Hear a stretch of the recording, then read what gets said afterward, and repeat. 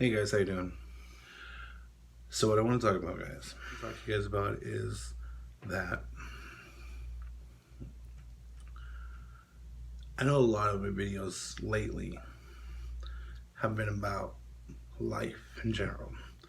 They've been about the shit that's going on in my life. They've talked about some dark shit. They talked about some really semi stuff, whatever. However, what I want to pretty much say is that a lot of my videos that I've been posting, they're just more vlogs than anything else. They're not about really anything except for the ones that are being more sentimental, like the ones I just posted. I'm tired of not exposing what's really going on or really telling people about my life. I understand people don't like me, that's fine. People don't like me because of my size, that's fine. People don't know about me. They don't know about my situation, that's fine. A lot of people don't like me because I'm with Tiffany. Well, that's your problem. However, what my biggest thing is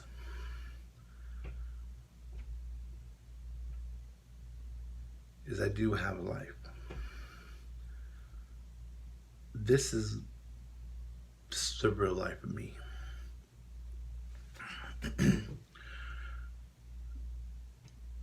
This is the behind the scenes. The behind the scenes of what YouTube is known as Big Trucker Nate, aka Joker's Gallery, aka Big Nate. So I know this intro really sucks, but welcome to this video and welcome to behind the scenes of my life. Now I know a lot of you guys have probably seen my videos that show my kids. And a lot of you guys are probably wondering, where are my kids? In this video I'll actually have no problem explaining to you guys where my kids are at. My oldest son Josh is with my mom. And the reason why Josh is with my mom is because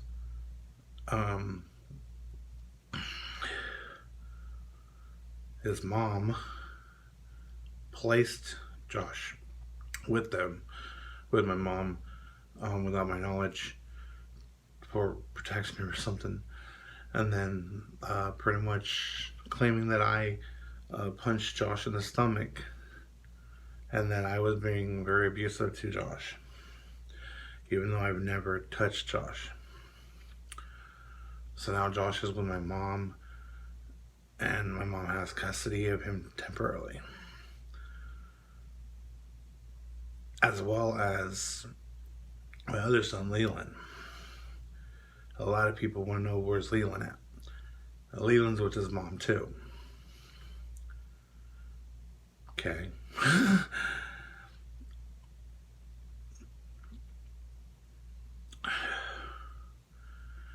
His mom and I are still married technically. However, back in January, she took off after I dropped him off at school. She took off, got a restraining order against me. And I haven't seen her since. The last time I saw her was the 24th of January when we went to court. And in that restraining order, she claimed domestic violence and claiming that I abused Leland too. Even that's when Tiffany was living with us the whole time.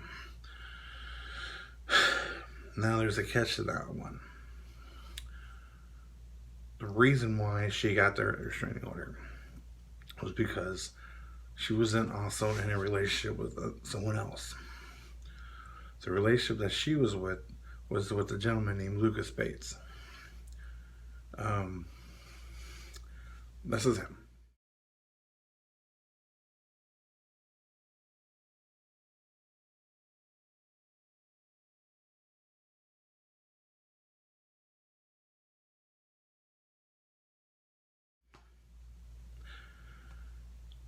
I've been debating making this video for a while. You didn't read that wrong. He is a sex offender. Now, when I went to JB Hunt, Lucas was in jail. Lucas and my former wife, I can't say her name, was introduced by her sister. And that at that time I was kicked out of the house. And so because of that, I was pretty much stuck. Because I luckily had a job, I had to move into a hotel. And since then, I've been pretty much living out of hotels. Yes, it does get costly. However, she's been pretty much having a side relationship with this gentleman, Lucas Bates. Okay. There's been multiple times that they've met, they've gotten hotels, whatnot. And the reason why she got the restraining order was because I was in contact with Lucas's community corrections officer. I'm not going to expose who his CCO's name is. However, the reason why I can expose his name is because it is a public record. You can look him up. And because he is a registered sex offender, so he has to be very much known to the public. And so she got a restraining order to protect Lucas, pretty much, because of what Leland told Tiffany and I about what Lucas did to him, which is why I was going to go to Lucas's CCO. However, Lucas currently now has a warrant for his arrest. And so because of that, yeah.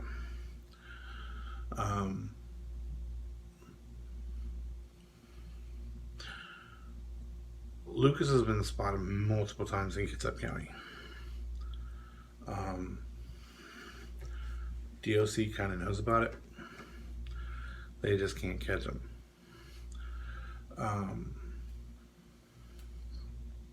But another reason why, this is jumping back with my oldest son, Josh. Another reason why Josh is also with my mom is because when we lived in Oregon, the reason I went from Washington to Oregon, I don't know if you guys remember, before I started Swift, my oldest son was a victim of sexual abuse.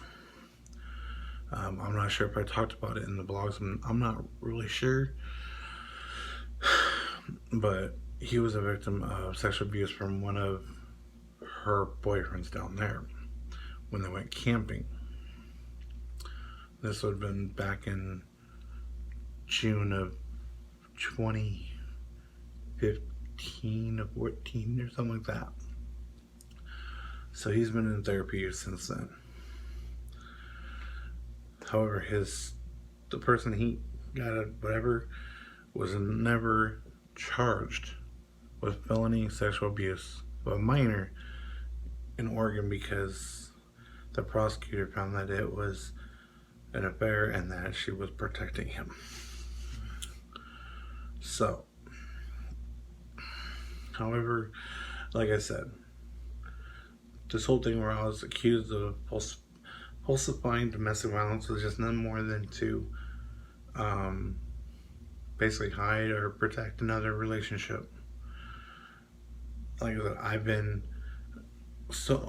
I've been basically accused of domestic violence so many times, and when I get accused of domestic violence, I kind of get the ass end of it, and she kind of gets the good end of it.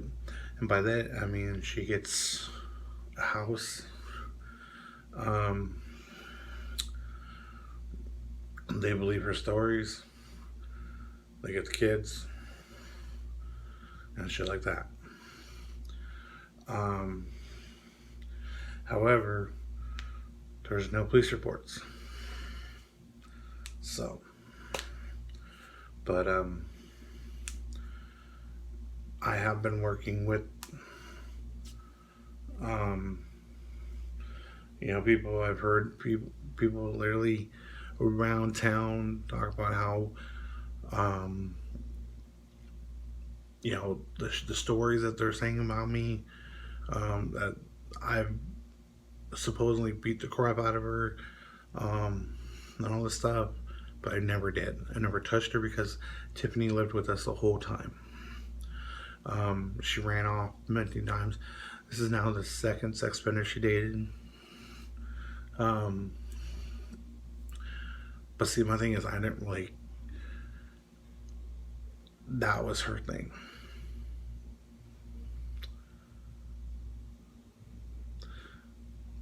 But this whole video wasn't about a blame game. What this video is about is understand that people make mistakes in the past. And whatever those mistakes are in the past are in the past. And I wish people would understand that you can move forward and be civil.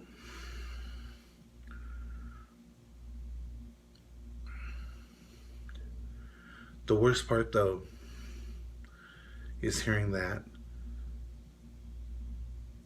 my son's mom, my own son, has been basically forced to call me Nathan and not Daddy. But we'll call the sex offender Daddy. The same one who touched his penis.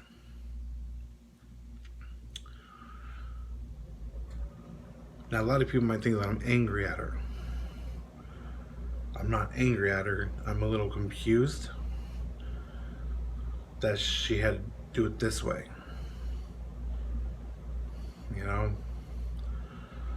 It's been quite a long time. I'm a very understanding person. I literally have been by her side for most of the time. When she had surgery, I was by her side. When I had my surgery, she wasn't by my side. But my thing is, just because something happens in the past, back in 2012 when I was accused of domestic violence, she got out of a lease. She got into a place. I went to jail. I got the ass end of it all. She claimed she was abused. My mom said that was falsified. There was no bruises on her. But yet, I'm the one who got the ass end of it all. Because we were on the basement floor. The people next to us didn't hear anything. Her own dad didn't hear anything. Our own kids didn't hear anything. The person above us didn't hear anything. But the people above us, above them, third floor, heard us screaming. But anyways, I'm done talking about it.